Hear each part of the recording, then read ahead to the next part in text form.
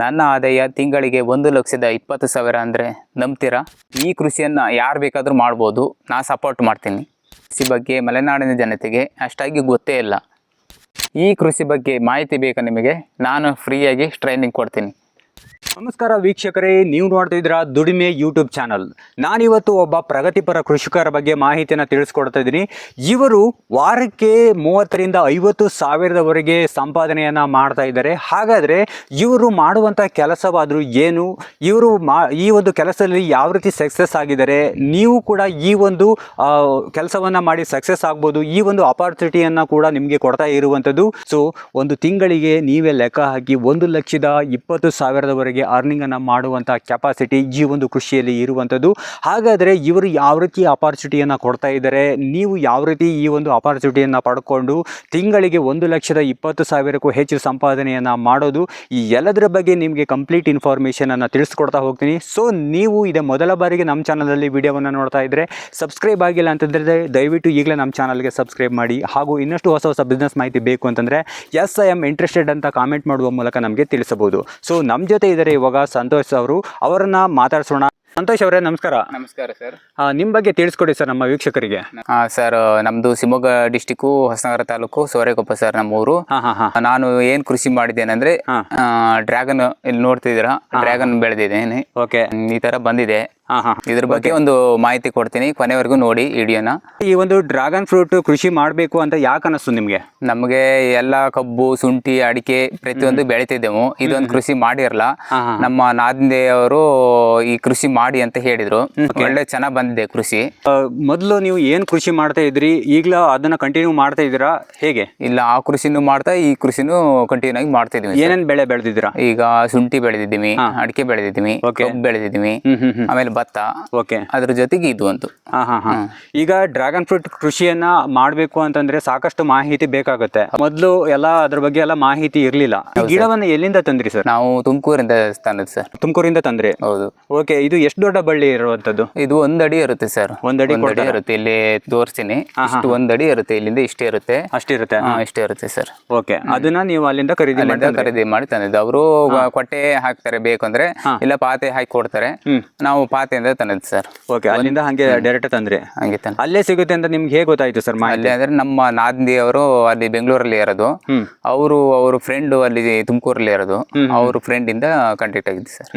ಈಗ ಎಲ್ಲ ಮಾಹಿತಿ ತಿಳಿಯೋಕ್ಕಿಂತ ಮೊದಲು, ಈಗ ಈ ಒಂದು ಕೃಷಿಯನ್ನ ಮಾಡಿದ್ಮೇಲೆ ಎಷ್ಟು ಅರ್ನಿಂಗ್ ಅನ್ನ ಮಾಡ್ತಾ ಇದ್ದೀರಾ ಸರ್? ನಾವು ಈಗ ಹೆಚ್ಚು ಕಡಿಮೆ ಹೋದ ವರ್ಷ ಒಂದು 3ರಿಂದ 4 ಲಕ್ಷ ತೆಗೆದಿದ್ವಿ ಆದಾಯ. ಈ ವರ್ಷ ಮತ್ತು ಡಬಲ್ ಆಗುತ್ತೆ ಅದು.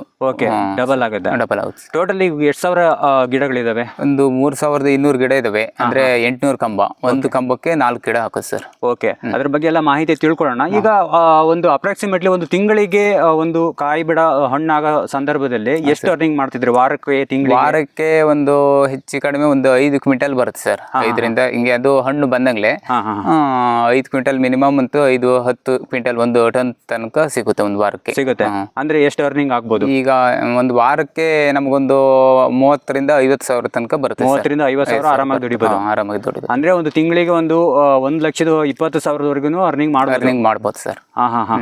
ಓಕೆ, ಇದ್ರ ಬಗ್ಗೆ ಈಗ ಸ್ಟೆಪ್ ಬೈ ಸ್ಟೆಪ್ ಮಾಹಿತಿನ ತಿಳ್ಕೊಳ್ತಾ ಹೋಗೋಣ.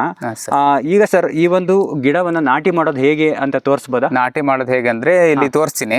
ಈ ಕಡೆ ನೋಡಿ, ಇಲ್ಲಿ ಇದೆ ಅಲ್ಲ ಸರ್, ಈ ಗಿಡ ನಾಟಿ ಮಾಡಿದ್ ನಾವು. ಇದು ಮಣ್ಣೊಳಗೆ ಸ್ವಲ್ಪ ಹೋಗಿದೆ. ಇಲ್ಲಿಂದ ಇಷ್ಟು ಗಿಡ ನಮ್ಗೆ ಕೊಟ್ಟಿರ್ತಾರೆ. ಒಂದಿಷ್ಟು ನಾಟಿ ಮಾಡ್ಬೇಕಾಗುತ್ತೆ. ಎಷ್ಟು ಒಳಗಡೆ ಹಾಕಿದ್ದೀರಾ? ಒಳಗಡೆ ಒಂದಿಷ್ಟೇ ಹಾಕಿದ್ದೇನೆ ಸರ್. ಇಲ್ಲಿಂದ ಇಷ್ಟು ಹಾಕಿದ್ದೇನೆ ಸರ್. ಓಕೆ, ಅದನ್ನ ಕುರಿ ಗೊಬ್ಬರ, ದನಿನ ಗೊಬ್ಬರ ಮತ್ತೆ ಮಣ್ಣು ಮಿಕ್ಸ್ ಮಾಡಿ ನಡ್ಬೇಕಾಯ್ತು. ಓಕೆ, ಈಗ ಗಿಡ ಏನೋ ತಂದ್ರಿ, ಅದಾದ ನಂತರ ಏನ್ ಪ್ರೊಸೆಸಿಂಗ್ ಮಾಡಿದ್ರಿ? ಹೊಂಡ ತೆಗಿಯೋದಿರ್ಬೋದು? ಹೊಂಡ ಏನಿಲ್ಲ ಸರ್, ಈ ತರ ಏರ್ ಮಾಡಿದೀನಿ. ಏರ್ ಅಂದ್ರೆ ಈಗ ಸ್ಟಾರ್ಟಿಂಗ್ ಈಗ 3 ವರ್ಷ ಆಯ್ತು. ಸ್ವಲ್ಪ ಆದ್ರೂ ಸಾಕು. ಅದಕ್ಕೆ ಏರ್ ಮಾಡಿ ಒಂದ್ ಸ್ವಲ್ಪ ಅದ್ರಲ್ಲಿ ಇಡೋದಷ್ಟೇ. ಜಾಸ್ತಿ ಏನು ಆಳ ಹೂಳ್ಬೇಕಾಗಿದ್ದಿಲ್ಲ. ಸ್ವಲ್ಪ ಇಟ್ರು ಸಾಕು. ಇಟ್ಟು ಸ್ವಲ್ಪ ಮಣ್ಣು ಹಾಕಿದ್ರೆ ಸಾಕು. ಓಕೆ, ಇದಕ್ಕೆ ಈ ಕಂಬವನ್ನ ನಟ್ಟಿದ್ದೀರಾ, ಯಾಕೆ ಈ ಒಂದು ಕಂಬ ನಡಬೇಕು? ಇದು ಮರದ ಕಂಬ ನಟ್ರೆ ನಮ್ಗೆ ವ್ಯಾಲಿ ಇಲ್ಲ, ಅದು ಒಂದು 2 ವರ್ಷಕ್ಕೆ ಹೋಗುತ್ತೆ. ಆಮೇಲೆ ಸಿಮೆಂಟ್ ಕಂಬ ಹಾಕ್ತಾರೆ ಕೆಲವರು, ಅದು ನಮ್ಗೆ ಲೈಫ್ ಲಾಂಗ್ ವ್ಯಾಲಿ ಇರಲ್ಲ. ಓಕೆ, ಇದಾದ್ರೆ ನಮ್ಗೆ ಲೈಫ್ ಲಾಂಗ್ ವ್ಯಾಲಿ ಇರುತ್ತೆ. ಇದು ನಮ್ಗೆ ಬೇಡ ಅಂತ ಕೊಟ್ರು ಕಲ್ಕೊಂಬಕ್ಕೂ ವ್ಯಾಲಿ ಇರುತ್ತೆ. ಈಗ ಒಂದು 30 ವರ್ಷ ಬರುತ್ತೆ, 30 ವರ್ಷ ಆದ್ಮೇಲೆ ನಮ್ಗೆ ಬೇಡ ಅಂತ, ಈ ಬೆಳೆ ಬೇಡ ಅಂತ ಅನ್ಸುತ್ತೆ, ಅವಾಗ ನಾವು ಕಲ್ಕಂಬದಲ್ಲಿ ವ್ಯಾಲಿ ಇರುತ್ತೆ ಅಂತ ಹೇಳಿ ಕಲ್ಕಂಬ ಹಾಕಿದೀವಿ ಸರ್. ಒಳ್ಳೆ ಐಡಿಯಾ ಕೊಟ್ಟಿದ್ದಾರೆ. ಯಾರು ಈ ಒಂದು ಐಡಿಯಾ ಕೊಟ್ಟಿರೋದು ನಿಮಗೆ? ಐಡಿಯಾ ಕೊಟ್ಟಿರೋದು ನಮ್ಮ ನಾದ್ನಿ ಸರ್. ನಾದ್ನಿ ಅವರು ಐಡಿಯಾ ಕೊಟ್ಟರು. ಅವ್ರು ಕೊಟ್ಟ ಮೇಲೆ ನೀವು ಎಲ್ಲ ಮಾಹಿತಿಯನ್ನು ತಿಳ್ಕೊಂಡು ಈ ಗಿಡ ತಂದು ನಟ್ಟಿದ್ದೀರಿ. ಹೌದು ಸರ್. ಓಕೆ, ಇದು ಎಷ್ಟು ವರ್ಷದ ಗಿಡ ಸರ್? ಇದು 3 ವರ್ಷದ ಗಿಡ ಸರ್. 3 ವರ್ಷದ್ದು. 3 ವರ್ಷ. ಓಕೆ, ಇದಕ್ಕೆ ಔಷಧಿ ಸಿಂಪಡಣೆ ಏನಾದ್ರು ಅವಶ್ಯಕತೆ ಇದೆಯಾ? ಔಷಧಿ ಅವಶ್ಯಕತೆ ಇದೆ ಸರ್. ಅಂದ್ರೆ ಇದು ಈರ ತಿನ್ನುತ್ತೆ, ಇರುವೆ, ಮತ್ತೆ ಬೇರೆ ಏನಿಲ್ಲ, ಕಂಬಳಿ ಹುಳ, ಇರುವೆ ಎಲ್ಲ ಬರುತ್ತೆ. ಓಕೆ, ಅದಕ್ಕೆ ನಾವು ಕೀಟನಾಶಕ ಆಮೇಲೆ ಸಾಪ್ ಅಂತ ಸಿಗುತ್ತೆ, ಅದನ್ನ ಎಲ್ಲ ಹೊಡೆದು ಸಿಂಪಡಣೆ ಮಾಡಿದ್ರೆ ಸಾಕು ಸರ್. ಸೀಸನ್ ಅಲ್ಲಿ ಹಣ್ಣಿಲ್ಲ, ಇದು ಯಾವ್ಯಾವ ಸೀಸನ್ ಅಲ್ಲಿ ಹಣ್ಣು ಬಿಡೋದು ಹೇಗೆ? ಇದು ಯಾವ್ಯಾವ ಸೀಸನ್ ಅಂದ್ರೆ ಸರ್, ಇದು ಮೇ ಇಂದ ಸ್ಟಾರ್ಟ್ ಆಗುತ್ತೆ. ಮೇ ಇಂದ ಸ್ಟಾರ್ಟ್ ಆದ್ರೆ ವಾರ ಕಂಟಿನ್ಯೂ ಬರ್ತಾ ಇರುತ್ತೆ. 6 ತಿಂಗಳು ಬೆಳೆ ಸರ್. ಇದು 6 ತಿಂಗಳು ಬರ್ತಾನೆ ಇರುತ್ತೆ, ನವಂಬರ್ ತನಕ ಬರುತ್ತೆ. ಓಕೆ, ರೋಗ ಅಂತ ಹೇಳ್ತೀರಿ, ಯಾವ ತರ ರೋಗ ಬರುತ್ತೆ ಸರ್? ಇದು ರೋಗ ಅಂದ್ರೆ ಇಲ್ಲೊಂದ್ ಸ್ವಲ್ಪ ಸಣ್ಣ ಚುಕ್ಕಿ ಬರುತ್ತೆ, ಇಲ್ಲಿದೆಯಲ್ಲ ಈ ತರ ಎಲ್ಲ ಬರುತ್ತೆ. ಇದಕ್ಕೆಲ್ಲ ಸಾಪು ಅಂತ ಹೊಡಿಬೇಕು ಸರ್, ಇಲ್ಲ COC ಹೊಡಿಬೇಕು. ಅದಕ್ಕೆ ಒಂದು ಕೀಟನಾಶಕ ಮಿಕ್ಸ್ ಮಾಡ್ಕೊಂಡು COC ಇಲ್ಲ ಸಾಪು ಹೊಡಿಬೇಕಾಗುತ್ತೆ, ಅದರಿಂದ ಕಂಟ್ರೋಲ್ ಆಗುತ್ತೆ. ಈಗ ಹೂ ಬಿಡೋದು ಶುರುವಾಗಿ ಎಷ್ಟು ದಿನಕ್ಕೆ ಅದು ಹಣ್ಣಾಗುತ್ತೆ? ಹೂ ಬಿಡೋ ಶುರುವಾಗಿ ಒಂದು 40 ದಿನಕ್ಕೆ ಹಣ್ಣಿಗೆ ಬಂದ್ಬಿಡುತ್ತೆ ಸರ್. 40 ದಿನಕ್ಕೆ ಬಂದ್ಬಿಡುತ್ತೆ. ಹೂವಾಗಿ 40 ದಿನಕ್ಕೆ ಹಣ್ಣಿಗೆ ಬಂದ್ಬಿಡುತ್ತೆ. ನಾಟಿ ಮಾಡಿ ಎಷ್ಟು ವರ್ಷಕ್ಕೆ ಹಣ್ಣು ಬಿಡುತ್ತೆ ಇದು? ನಾಟಿ ಮಾಡಿ 1-1.5 ವರ್ಷಕ್ಕೆ ಬಂದ್ಬಿಡುತ್ತೆ ಸರ್. ಇದು 1-1.5 ವರ್ಷಕ್ಕೆ ಬಂದ್ಬಿಡುತ್ತೆ. ಓಕೆ, ಈಗ ಜನವರಿಗೆ ನಾಟಿ ಮಾಡ್ಬೇಕು. ಜನವರಿ, ಫೆಬ್ರವರಿ, ಮಾರ್ಚ್ ಅಂದ್ರೆ ಮಳೆ, ದೊಡ್ಡ ಮಳೆ ಬರೋ ಒಳಗೆ ನಾವು ನಾಟಿ ಮಾಡ್ಬೇಕಾಯ್ತು. ಯಾಕಂದ್ರೆ ಮಲೆನಾಡಲ್ಲ ಇಲ್ಲಿ, ಹೌದು, ಹಾಗಾಗಿ ಮಳೆ ಜಾಸ್ತಿ ಆಗುತ್ತೆ. ಮಳೆಯಲ್ಲಿ ನಟ್ರೆ ಬರಲ್ಲ, ಹಾಗಾಗಿ ಮಳೆ ಬರೋ ಒಳಗೆ ಒಂದು ಮೇ ಒಳಗೆ ನಡ್ಬೇಕಾಯ್ತು ಸರ್. ಅದು ಹಣ್ಣಾಗಿದೆ ಅಂತ ಹೇಗೆ ಗೊತ್ತಾಗುತ್ತೆ ನಿಮ್ಗೆ? ನಮಗೆ ಹೂ ಬಿಟ್ಟು ಒಂದು 40 ದಿನ ಆಗುತ್ತೆ ಸರ್. ಅದು ಸಣ್ಣ ಕಾಯಿ ಬರ್ತಾ ಇರುತ್ತೆ. ಕಾಯಿ ಬರ್ಬೇಕಾದ್ರೆ ಗ್ರೀನ್ ಆಗಿರುತ್ತೆ. ಓಕೆ, ಅದು ಗ್ರೀನ್ ಆಗಿ ಹಣ್ಣಿಗೆ ಬರ್ಬೇಕಾದ್ರೆ ಒಂದ್ ಸ್ವಲ್ಪ ಪಿಂಕ್ ಅಲ್ಲಿ ಬರುತ್ತೆ. ಸ್ವಲ್ಪ ಪಿಂಕ್ ಬರಕು ನಾವು ಕಟಿಂಗ್ ಮಾಡಿದ್ರೆ ಸಾಕು, ಹಣ್ಣಾಗುತ್ತೆ. ಅದು ಹಣ್ಣಾಗುತ್ತೆ. ಅದನ್ನೇನಾದ್ರು ಸಪರೇಟ್ ಮತ್ತೆ ಹಣ್ಣು ಹಾಕ್ಬೇಕಾ? ಇಲ್ಲ ಸರ್, ಅದು ಗಿಡದಲ್ಲೇ ಆಗುತ್ತೆ ಸರ್. ಓಕೆ, ಈ ಮಾರ್ಕೆಟ್ ಅಲ್ಲಿ ಡಿಮ್ಯಾಂಡ್ ಎಲ್ಲ ಯಾವ ರೀತಿ ಇದೆ? ವಾರಕ್ಕೆ ಯಾವ ತರ ಮಾರ್ಕೆಟ್ ಮೇಲೆ ಇರುತ್ತೆ ಸರ್. ಅದು 70-80 ರೂಪಾಯಿ ಬಂದ್ರು ಬಂತೆ, 100 ರೂಪಾಯಿ ಬಂದ್ರು ಬಂತೆ, ಈ ತರ ರೇಟ್ ಸರ್. ಒಂದೇ ಫಿಕ್ಸ್ ಇಲ್ಲ ಅದು. ಹೌದು. ಈಗ ನೀವೇ ಡೈರೆಕ್ಟ್ ಆಗಿ ಸೇಲ್ ಮಾಡ್ತೀರಾ ಅಥವಾ ಯಾರಿಗಾರು ಡೀಲರ್ಸ್ ಕೊಡ್ತೀರಾ? ಇಲ್ಲ ಸರ್, ಇಲ್ಲಿ ಒಂದು ಹೋದ ವರ್ಷ ಎಲ್ಲ ನಾವೇ ಡೀಲಿಂಗ್ ಮಾಡಿದೆವು. ಈಗ ಬೇರೆ ನೋಡ್ಬೇಕು, ಜಾಸ್ತಿ ಬರುತ್ತಲ್ಲ ಸರ್. ಹೌದು, ಸಾಕಷ್ಟು ಜನ ಈಗ ಇದ್ರ ಬಗ್ಗೆ ಮಾಹಿತಿನೇ ಇರೋದಿಲ್ಲ, ಮಲೆನಾಡಲ್ಲಿ ಬರೋದಿಲ್ಲ ಅಂತ. ಸೊ ನೀವು ಇದಕ್ಕೆ ಒಂದು ಮಾದರಿಯಾಗಿದ್ದೀರಾ. ಅವ್ರಿಗೆ ಏನ್ ಹೇಳಕ್ ಇಷ್ಟಪಡ್ತಾರೆ ಇವಾಗ? ಅವ್ರಿಗೆ ನಾವು ಒಂದೇ ಕೃಷಿ ನಂಬಿಕೆ ಅಂದ್ರೆ ಬಹಳ ಕಷ್ಟ ಆಗುತ್ತೆ ಸರ್. ಹಾಗಾಗಿ ಈ ತರ ಎಲ್ಲ ಕೃಷಿ ಮಾಡಿದ್ರೆ ನಾವು ಒಳ್ಳೆ ಮುಂದ್ ಬರ್ಲಿಕ್ಕೆ ಸಾಧ್ಯ ಆಗುತ್ತೆ ಸರ್. ಹೌದು, ಒಟ್ಟಿನಲ್ಲಿ ಒಂದು ಮಿಶ್ರ ಬೇಸಾಯ ಮಾಡ್ಬೇಕು ಅಂತ ಹೇಳ್ತಾ ಇದ್ರ. ಹೌದು, ನೀವು ಕೂಡ ಅಡಿಕೆ ಜೊತೆ ಕಬ್ಬು, ಶುಂಠಿ, ಭತ್ತ ಎಲ್ಲ ಬೆಳೆದ್ಬಿಟ್ಟು ಈಗ ಡ್ರ್ಯಾಗನ್ ಫ್ರೂಟ್ ಕೂಡ ಹಾಕಿದ್ರೆ. ಹೌದು ಸರ್, ಅದ್ರಲ್ಲೆಲ್ಲ ಅದಕ್ಕಿಂತ ಇಂಪ್ರೂವ್ಮೆಂಟ್ ಇದೆ ಸರ್. ನಮ್ಗೆ ಇದು ವಾರದಲ್ಲೇ ನಮ್ಗೆ 30,000-45,000 ಸಾವಿರ ಸಿಗುತ್ತೆ ಸರ್. ಅದು ಈಗ ಇದು ಕಬ್ಬು, ಶುಂಠಿ ಆದ್ರೆ ವರ್ಷನೇ ಕಾಯ್ಬೇಕು, ಅಡಿಕೆ ಆದ್ರೂ ವರ್ಷನೇ ಕಾಯ್ಬೇಕು. ಇದು ಹಾಗೆ ಅಲ್ಲ, 6 ತಿಂಗಳ ತನಕ ನಮ್ಗೆ ಇನ್ಕಮ್ ಸಿಗ್ತಾ ಇರುತ್ತೆ ಸರ್. ಓಕೆ, ಈ ಗಿಡ ಏನೋ ನಟ್ಟು ಬಿಡ್ತಾರೆ. ಇವಾಗ ನೀರಿನ ಸಪ್ಲೈ ಎಲ್ಲ ಯಾವ ರೀತಿ ಮಾಡ್ಬೋದು? ನೀರು ಈ ತರ ಡ್ರಿಪ್ ಈ ತರ ಮಾಡಿದಲ್ಲ ಸರ್, ಈ ತರ ಮಾಡ್ಬೇಕು. ಅಡಿಕೆ ಹಾಗೆ ಕೊಡ್ಬೇಕಾಯ್ತು ಸರ್. ಅಡಿಕೆ ಹೇಗೆ ಕೊಡ್ತೀವೋ ಅದೇ ತರ ನೀರು ಕೊಡ್ಬೇಕಾಯ್ತು ಸರ್. ಈ ರೀತಿ ಡ್ರಿಪ್ ಮೂಲಕ ಕೊಡ್ತಾ ಇದ್ರ? ಹೌದು ಸರ್. ಎಷ್ಟು ದಿವಸಕ್ಕೆ ಒಂದ್ಸರಿ ನೀರು ಕೊಡ್ತೀವಿ? ಇದು ಒಂದು 2-3 ದಿನಕ್ಕೆ ಒಂದೊಂದ್ಸತಿ ನೀರು ಕೊಟ್ರೆ ಸಾಕಾಯ್ತು. ಈಗ ಸ್ಟಾರ್ಟಿಂಗ್ ಮಳೆಗಾಲ ಹೋಗಿ ಒಂದು ಜನವರಿ ಹೀಗೆಲ್ಲ ಒಂದು ವಾರಕ್ಕೊಂದು ಕೊಟ್ರೆ ಸಾಕು. ಆಮೇಲೆ ಫೆಬ್ರವರಿ, ಮಾರ್ಚ್ ಇಂದ ಒಂದು 2 ದಿನಕ್ಕೆ ಕೊಡ್ತಾ ಇರ್ಬೇಕು ಸರ್. ಓಕೆ, ಇದು ನಟ್ಟಿದಿರ ಗಿಡನ ಎಷ್ಟು ಅಡಿಗೆ ಒಂದೊಂದು ನಟ್ಟಿದಿರ? ಈಗ ಸಾಲಿಂದ ಸಾಲಿಗೆ ಎಷ್ಟು? ಸಾಲಿಂದ ಸಾಲಿಗೆ 8-9 ಅಡಿ ನಟ್ಟಿದೀವಿ.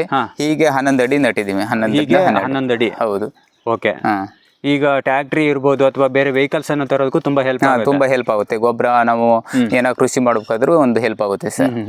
ಇದಕ್ಕೆ ಏನೆಲ್ಲ ಗೊಬ್ಬರ ಏನು ಹಾಕಿದಿರಾ? ಈಗ ಕುರಿ ಗೊಬ್ಬರ ಮತ್ತು ದನಿನ ಗೊಬ್ಬರ ಹಾಕಿದ್ದೇನೆ ಸರ್. ಓಕೆ, ಇದಕ್ಕೆ ಇಷ್ಟು ಹೈಟ್ ಮಾಡಿದಿರಲ್ವಾ, ಈಗ ಏರಿ ಮಾಡಿದಿರಾ, ಇದಕ್ಕೆ ಯಾವ ರೀತಿ ಗೊಬ್ಬರ ಕೊಡ್ತಾರೆ ಇವಾಗ? ಈಗ ಯಾವ ರೀತಿ ಅಂದ್ರೆ ಇದನ್ನ ಸ್ವಲ್ಪ ತಕೊಂಡು ಮಣ್ಣ ಇದ್ರ ಮೇಲೆ ಗೊಬ್ಬರ ಹಾಕಿ ಸ್ವಲ್ಪ ಹಿಂಗೆ ಸುತ್ತ, ಆಮೇಲೆ ಇದಕ್ಕೆ ಮಣ್ಣು ಹಾಕಿಬಿಡ ಸರ್. ಈಗ ಬುಡ ಬಿಡಿಸಿದ್ರೆ ಅದಕ್ಕೆ ಬೇರಿಗೆ ಬೇರೆಗೇನು ಆಗುತ್ತೆ, ಅದೇನು ಪ್ರಾಬ್ಲಮ್ ಏನು ಆಗಲ್ಲ. ಅಂದ್ರೆ ಒಂದು ಸ್ವಲ್ಪ ದೂರಕ್ಕೆ ಬಿಡಿಸ್ಬೇಕು. ಓಕೆ, ಈಗ ಈ ಟೈರ್ ಅನ್ನು ಈ ತರ ಮೇಲ್ಗಡೆ ಕಟ್ಟಿದಿರಾ? ಹಾಂ ಸರ್. ಇದು ಯಾಕೆ ಈ ತರ ಕಟ್ಟಬೇಕು? ಯಾಕೆಂದ್ರೆ ಇದು ಬ್ಯಾಲೆನ್ಸ್ ಇದ್ರ ಮೇಲೆ ಇರುತ್ತೆ ಸರ್. ಹಾಗಾಗಿ ಈಗ ಏನೇನು ಹಾಕಿದಿರಾ ಅದಕ್ಕೊಂದು ಸ್ವಲ್ಪ ಇದು ಆಂಗ್ಲರ್ ಹಾಕಿದೀವಿ ಅದ್ರ ಮೇಲೆ ಅಷ್ಟೇ, ಮತ್ತೇನಿಲ್ಲ. ಒಂದು ಇದನ್ನ ಕಟ್ಟಿದ್ದೀನಿ ತಂತಿ. ಓಕೆ. ಆ ಕಡೆ ಈ ಕಡೆ ಹೋಗುದಂಗ್ಲಿ.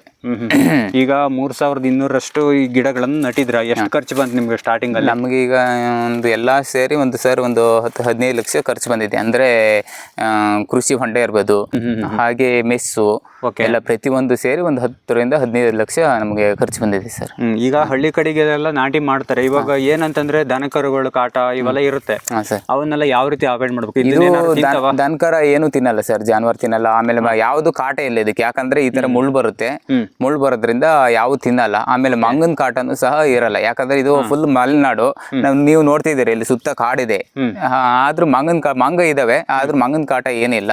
ಮಲೆನಾಡು ಜನತೆ ಯಾರು ಬೇಕಾದ್ರೂ ಮಾಡ್ಬೋದು, ಈ ಕೃಷಿನ ಮಾಡ್ಬೋದು. ಗಿಡವನ್ನ ಯಾವ ರೀತಿ ನಟಿದಿರಾ ಅದ್ರ ಬಗ್ಗೆ ಒಂಚೂರು ತೋರಿಸಿ ಸರ್. ಯಾವ ರೀತಿ ಒಂದು ಕಂಬಕ್ಕೆ ಎಷ್ಟು ನಟಿದಿರಾ, ಹೇಗೆ?